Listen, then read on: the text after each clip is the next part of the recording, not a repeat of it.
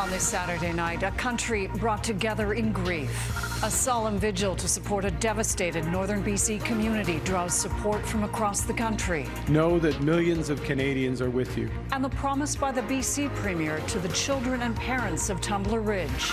The U.S. change in tone towards Europe. And it is our hope to do this together with you. The welcome show of unity at the Munich Security Conference. Plus, an Olympic record, a controversy, and the athletes' equipment that's in short supply.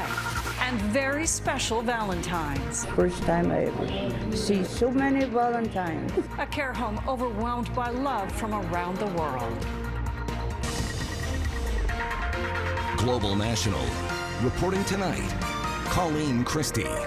When we leave here tonight, and some of you go back to quiet houses, some of you go back to empty rooms, please know that you're not alone.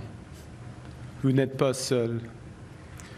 When you wake up tomorrow and the world feels impossible, know that millions of Canadians are with you.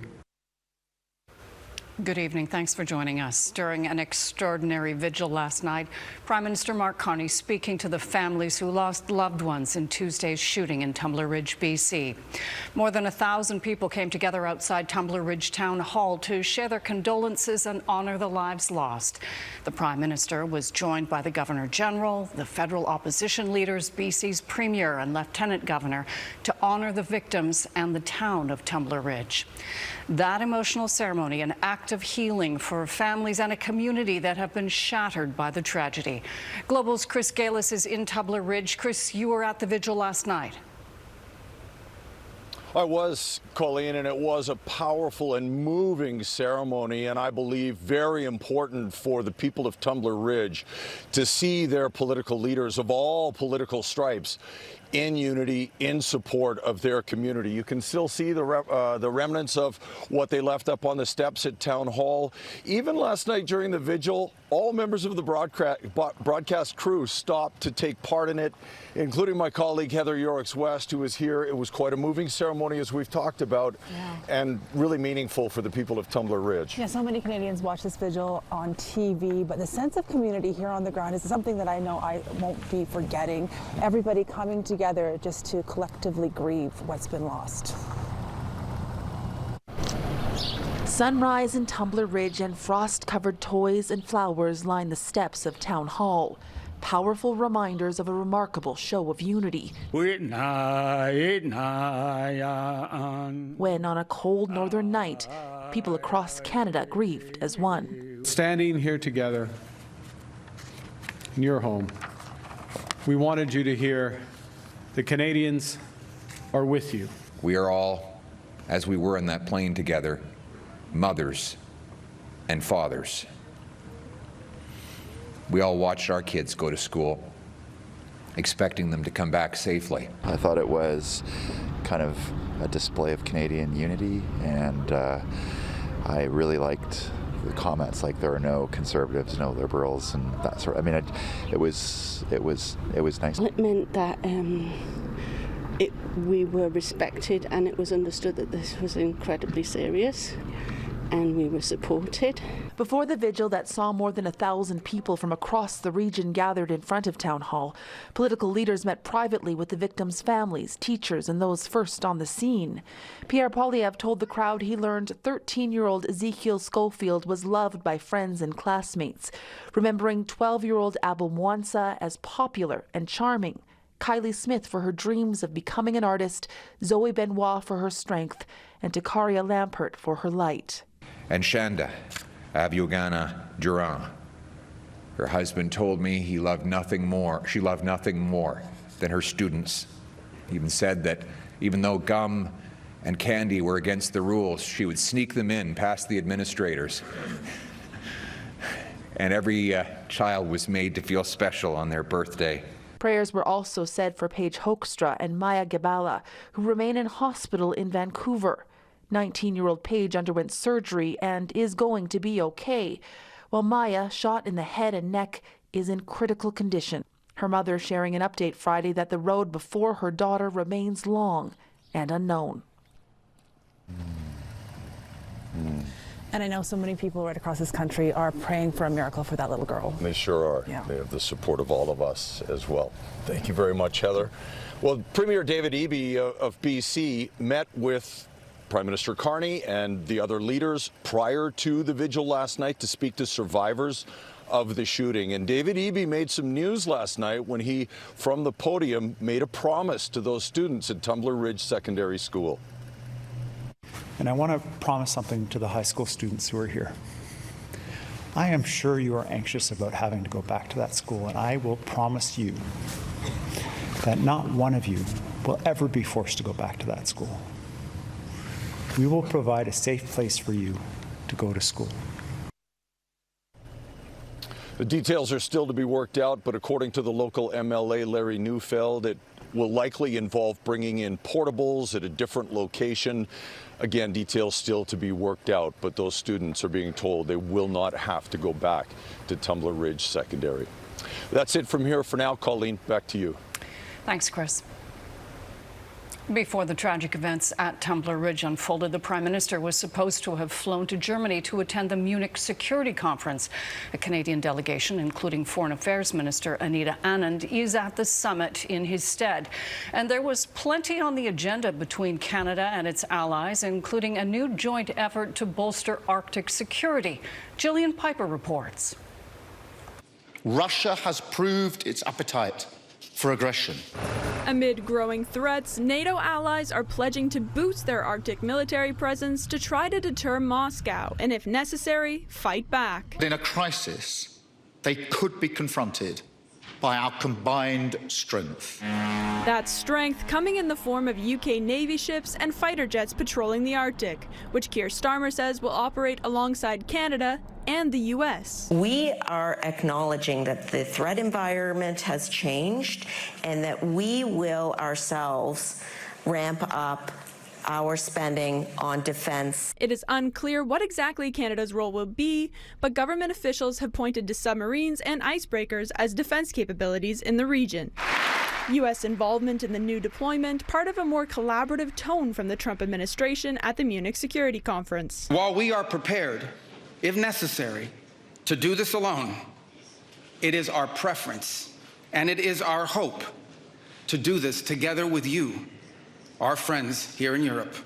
European leaders gave a standing ovation to that declaration of friendship, but the amity did not extend to Greenland, which the president has repeatedly threatened to annex. This is not only about Greenland. Imagine a NATO country acquiring, taking, threatening an ally. Where would the world stand if that happened? Ukrainian President Volodymyr Zelensky also voiced concerns about pressure from the U.S. to bow to Moscow. Americans often return to the topic of concessions, and too often those concessions are discussed in the context only of Ukraine.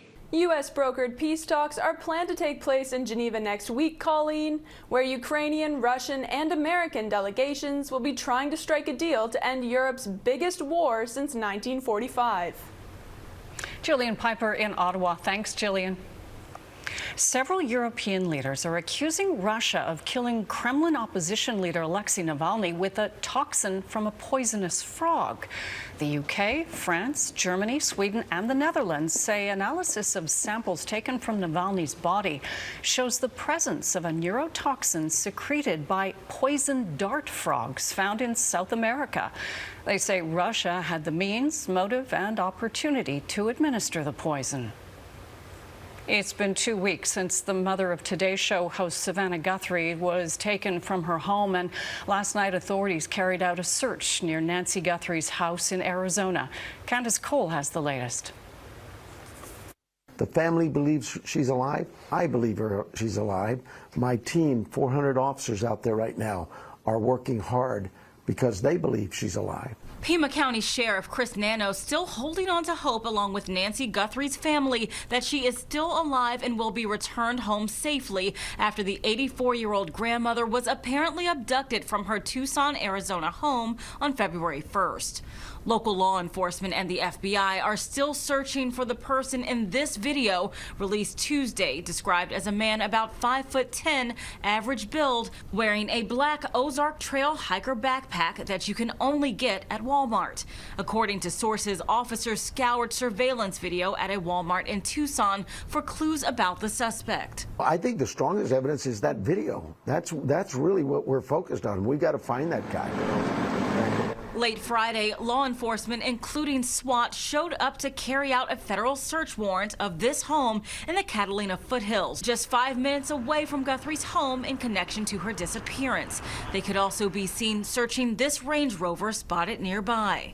No arrests have been made in Nancy Guthrie's alleged kidnapping, but one man, 42-year-old Derek Kalela, was charged with sending a fake ransom note. The FBI has now upped the reward for information leading to an arrest or conviction in this case to $100,000. Candice Cole, Global News, Washington. A Canadian curling controversy. Coming up, throwing rocks and expletives at the Olympics. And when love runneth over, a senior's home asked and the world delivered.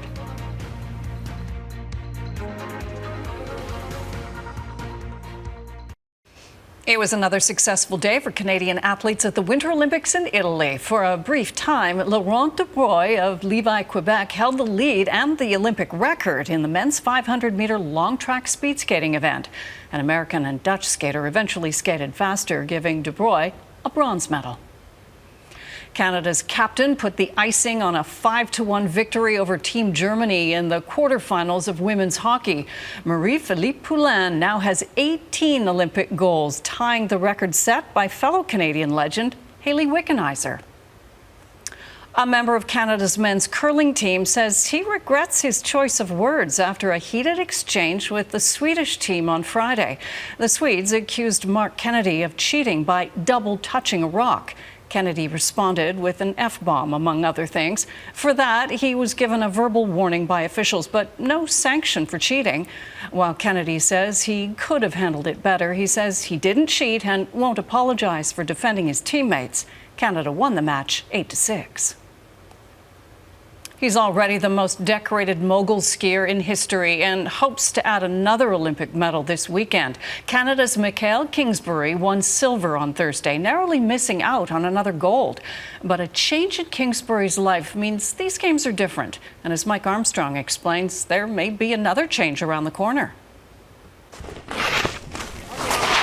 There is a pressure that comes with success. Michael Kingsbury has basically won everything in his sport there is to win, and he chokes most of it twice. What that's meant is anything less than a medal anywhere is sometimes seen as a failure. Yeah. Well, I'd say it's a good problem. I remember even when I finished 5th or 6th at the World Cup, in the newspaper there's 2-page, and he's not a robot. I was like, all right. Oh, you see, I'm human. Kingsbury's most recent win on the World Cup circuit was at home in Quebec. It was the 100th of his career. He also has 9 World Championship titles. The king of the moguls, as he's known, has been at it long enough that many of his competitors grew up watching him. Yeah, it's pretty special to compete against people that look up to you, and now they all want to beat me. So let's go. Now, even as the veteran on tour, Kingsbury is still chasing perfection. But now there's someone new waiting at the bottom of the hill. He and his partner in 2022 welcomed a son, Henrik. When I get back to the hotel, I get to be a dad, and they've been traveling a lot with me. Sometimes I arrive and my girlfriend is just like, you have a diaper to change, and it's perfect, and I love it. I used to come back to my hotel and my hamster was spinning, thinking about this, okay, tomorrow I gotta do this, and sometimes maybe this was too much of it. The other thing Henrik is helping with is perspective. Kingsbury has talked about retirement, and with skiing no longer his #1 priority, walking away won't be easy, but it will be easier. But first comes Sunday and dual moguls. After what he called a bittersweet Silver Thursday, missing out on the gold and a tiebreaker, Kingsbury may have a little bit of extra drive Sunday. That said, Colleen, motivation's never really been a problem for him. Mike Armstrong in Milan. Thanks, Mike. Competition isn't the only thing that's hot at the Games. It appears love, or a reasonable facsimile, is reaching Olympian proportions. Local media is reporting the athletes' villages have run out of condoms. Around 10,000 were distributed across mountain accommodations, a long-standing practice at the Olympics to promote safe sex. Games organizers say they're working to address the shortage. Ahead, Iranian Canadians from across the country gather in Toronto for what may be an historic protest. Three more people have been killed in a U.S. military strike on an alleged drug trafficking boat in the Caribbean. The Pentagon says the attack happened Friday as part of what it's calling Task Force Southern Spear. At least 38 such attacks have killed more than 130 people. Despite widespread accusations, the strikes are illegal under both U.S. and international law. The Canadian government announced sanctions on 7 more Iranians today, bringing the total to nearly 500. It comes as supporters of regime change in Iran held a global day of action 1 month after the country's deadly crackdown on protests killed more than 7,000 people. As Megan King reports, supporters who gathered in Toronto continue to demand action from world leaders. A sea of Iranian flags bearing a lion and sun took over Yonge Street Saturday afternoon among chants of support for regime change. Just as millions of our compatriots filled the streets across 4 corners of Iran to answer that call, today we echo it here. Thousands of protesters are calling for an end to government repression in Iran as widespread protests inside that country have been met with a violent and deadly crackdown by the regime. After this atrocity, everyone is just came to this conclusion that they cannot tolerate anymore this regime in Iran. That's why we are here. We came out here to be their representative, to support them. And when I talk to them, when they see people coming in Canada, in Germany, and right now there's also a rally in LA, and the people in Iran, they feel so encouraged.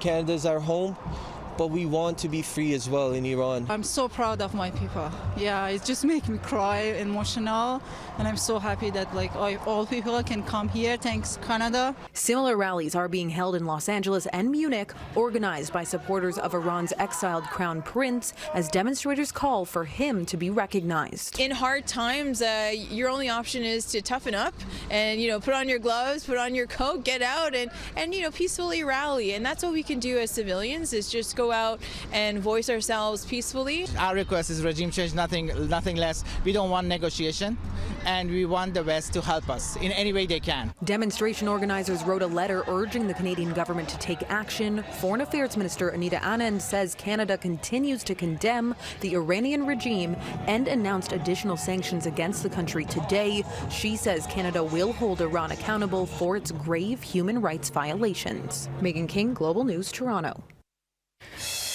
Next, Canadians pour their hearts out for a First Nation care home north of Winnipeg.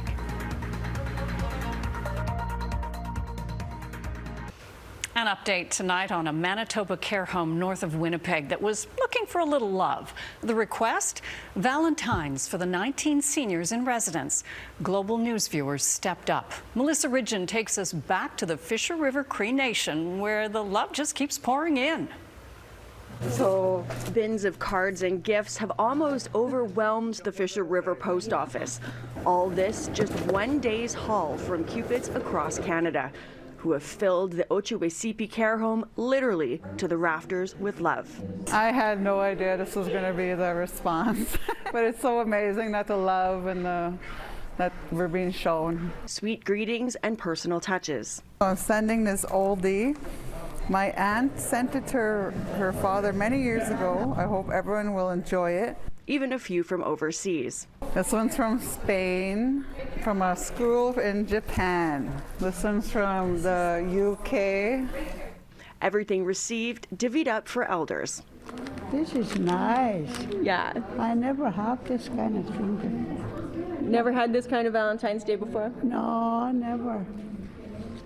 Well, it's pretty special to be thought of by this many people across the country and the world, hey? Yeah, that's right, yeah.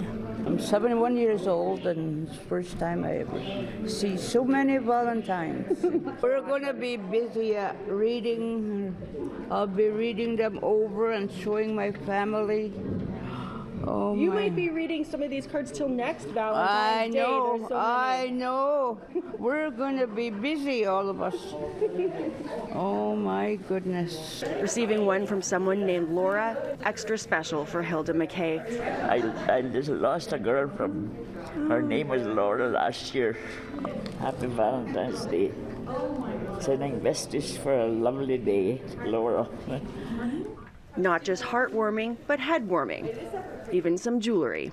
I love that. Do you know who Taylor Swift is? No. She's a very popular musician, and she made these bracelets very popular. Really? So some Swifties have been sending you some love. Oh, is that ever nice? Yeah. The love bombing has left staff a bit behind in their promise to send cards back. We will get your Valentines, but we just got to do some catching. So this has to be the love capital of Canada this Valentine's Day. I'm Melissa Ridgen from Fisher River Cree Nation, Manitoba. Fabulous. That is Global National for this Saturday night. I'm Colleen Christie. We leave you tonight with images from a growing memorial for those lost in the Tumbler Ridge shooting. Thanks for watching. Hope you'll join us again tomorrow. Good night.